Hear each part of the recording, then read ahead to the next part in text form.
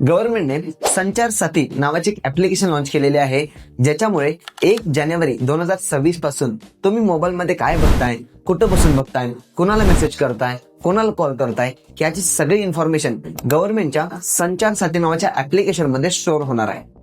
ही application तुम्हाला मोबाईलमध्ये install करावीच लागणार. जर नाही केला तर गव्हर्नमेंट ऑटोमॅटिक तुमच्या मोबाईलमध्ये इन्स्टॉल पण करणार, अपडेट सुद्धा करणार. पण ऍपल या कंपनीने मात्र या ऍप्लिकेशनला इन्स्टॉल करायला सरळ सरळ नकार दिलेला आहे. त्याच्यामुळे ऍपलचे मोबाईल जर सोडला तर अँड्रॉइडचे जेवढे पण मोबाईल आहेत किंवा कंपनी आहेत त्यांना हे तर प्री इन्स्टॉल करावं लागणार, नाहीतर ऑटोमॅटिक इन्स्टॉल होऊनच येणार. याचे काही फायदे पण असणार आहेत आणि काही तोटे पण असणार आहेत. पहिला तोटेच बघूया.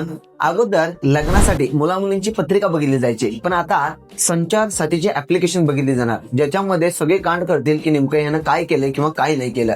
आणि फायदा काय असणार आहे, जर मोबाईल कुठे हरवला किंवा चोरी जरी झाला तर संचार साथीचा सर्व्हर त्याला लगेच आपल्याला शोधून देऊ शकतो. म्हणजे थोडक्यात अँड्रॉइड वाल्यांसाठी याचा फायदा पण आहे आणि तोटा पण आहे, पण आयफोन वाल्यांना कुठल्याही प्रकारचं टेन्शन नाही.